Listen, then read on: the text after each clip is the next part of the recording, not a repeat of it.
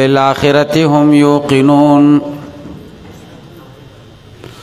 او په آخرت باندې صرف دوی یقین لري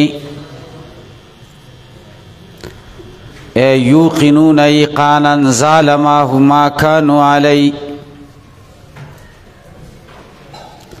علامہ بیضاوی رحمہ اللہ یوسو مباحث بیانی.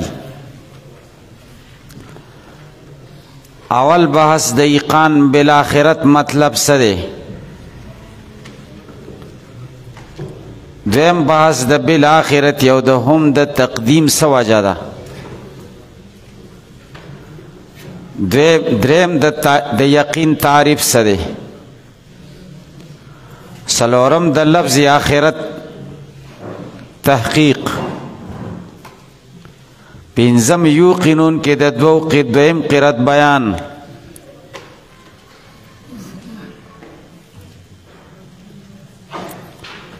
خود دین وړاندې چې اول بحث د ایقان بالآخرت مطلب بیان کو،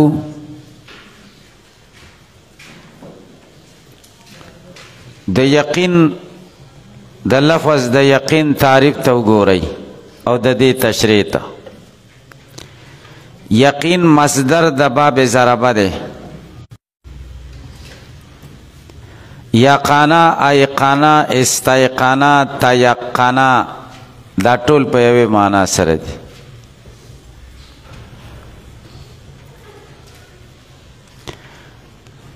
اصطلاحي معنا د یقین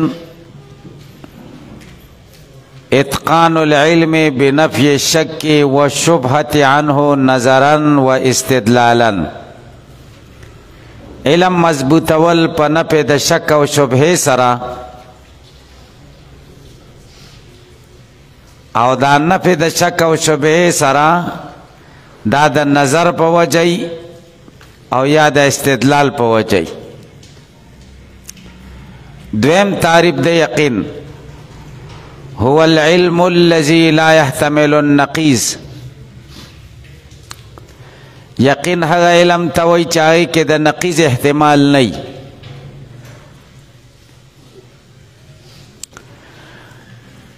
د یقین اطلاق په علم د باری تعالی صحیح نه دی د دواړو تعریفونو په بنیاد. د اول تعریف په بنیاد خو ځکه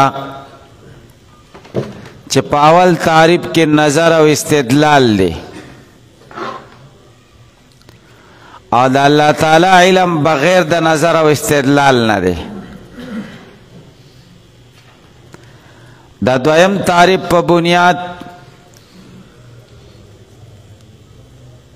د الله په علم د یقین اطلاق ځکه نه کیږي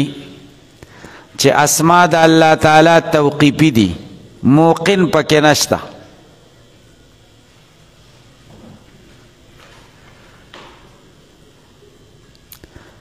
قاضی بیضاوی رحمہ اللہ دو تعریفات کئی، دو تفریعات کئی. اول دا چې علم د باری په مذکوره تعریف سره خارج شو. دویم دا تفریع کئی چې علوم بدهیه هم د یقین د تعریف نه خارج شول، علوم بدهیه ته هم یقین نه وای.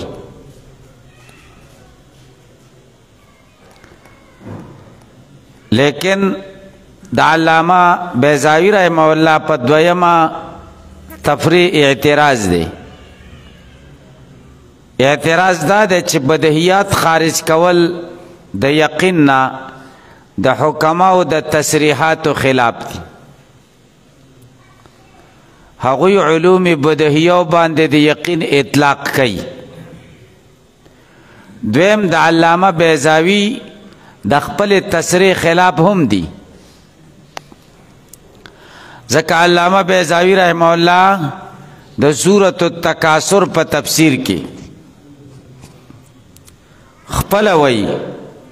فإن علم المشاهدة من أعلى مراتب اليقين. علم مشاهده هغه علم چې حاصلی په مشاهده سره هغه د یقین په مراتبو کې د ټولو نه اعلی مرتبه ده او هغه علم چې مشاهدې سره حاصل وي هغه بدیهي وي نو علوم بدیهیاتو باندې د یقین اطلاق وکړو او دلته وایي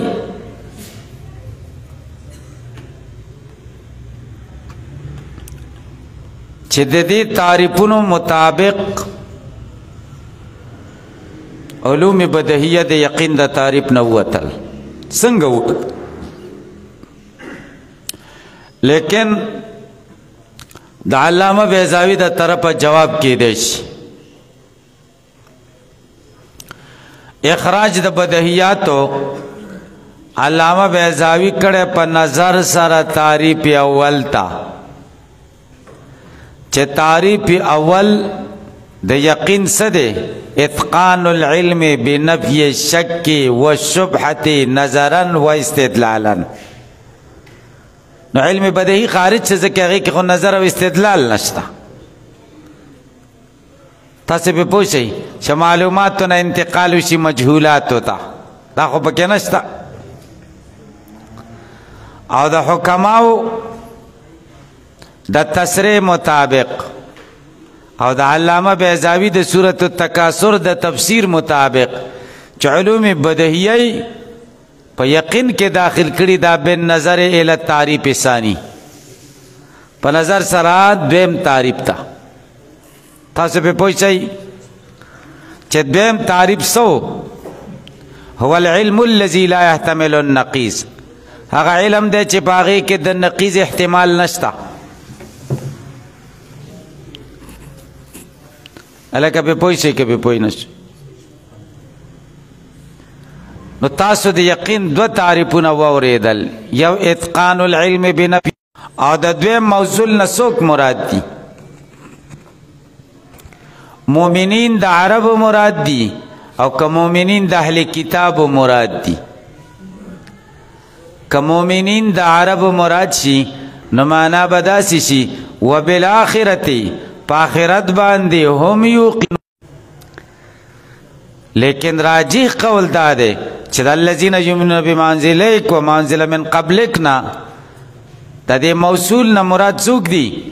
مؤمنان د اهل کتابو دي که تاسو پرون سبق کې واورېده نو بیا یو اعتراض دی معنا به بیا داسې شي په آخرت باندې صرف دا مؤمنان د اهل کتابو یقین لري حال دا دی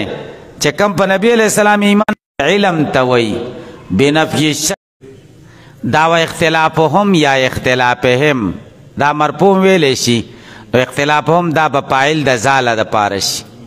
ایقانا زال معه ما کانو ما کانو باندې به عتب شي ما کانو فاعل د زاله و نو دا به هم فاعل د زاله زال معه ما کانو علی او زال معه اختلافهم فی نعیم الجنه او که اختلافهم شي یوقنون پوری کنه نو دا خو معمول د یوقنون شو دای بې ځایه کړی دی مخکې شوی دی د عامل نه معمول مخکې دا هم خو مبتدا ده دی کې خو تقدیم نشته که نه دې ته ولې تقدیم وایي جواب دا دی چې دا هم په حقیقت کې فاعل د یوقنون دی څه شی دی فاعل د یوقنون دی خو را مقدم کړی دی بنا د یوقنون په دې کړې د معنا دا ده یوقنون واقع سره مطابق نه اخرت باندې خو د هغوی عقیده وه که نه خدا د هغوی اعتقاد په آخرت و خو اعتقاد په حقیقت د آخرت نه و یلکه یو اعتقاد د آخرت دی او یو اعتقاد د حقیقت د آخرت دی اعتقاد د حقیقت د آخرت دا معنا ده د یقین تعریف دا مې درته مخکې ویلی والیقین اتقان العلم مضبوطول د علم دی په نفي د شک او شبهه عنه د اعتقاد د آخرت نه نظر خاص کول دی په بعضې ما اوزیا له نو یعنی د وصف عام نه خو اوزي خو وصف خاص پکې پروتي بیا هم پې پوه نه شوئ وصفیت پکې څه ناڅهي که نه لکه دنیا د دنوې نه د قرب ته وي هر نږدې شي ته او بیا پکې غلبه وشو هغه نږدې ته وایي چې د آخرت نه نږدې دی نو دنوه خو هر نږدې ته ویلې عموم پکې وکړه وصف عام د بیت الله دپاره دا بیت نوم شو د چا نوم شو وَإِذْ جَعَلْنَا الْبَيْتَ مَثَابَةً البیت نه څه مراد دی ما یبات فیه نه بیت الله ته مراد دی نو دا غلبه په الاسماء ده عام شی خاص شه د چا پورې خاص شي پورې غلبه په صفات لکه الرحمن وزه ده د کل مبالغ فی الرحمت مهربانه کې چار څوک مبالغه کوي هغې ته رحمان وایي او بیا غلبتن د خدای دپاره نوم شو الرحمن علم القرآن هلکه پې پوه شي دا غلبه ده او آخر دا د اسم فاعل صیغه ده دا لفظي فرق دی معنوي فرق دا دی آخر په معنا د متأخر سره او نقیض دی د اول او نظیرو د دې مثال دا دی لحب الموقدان الی موسی وجعد اذا زاهم الوقود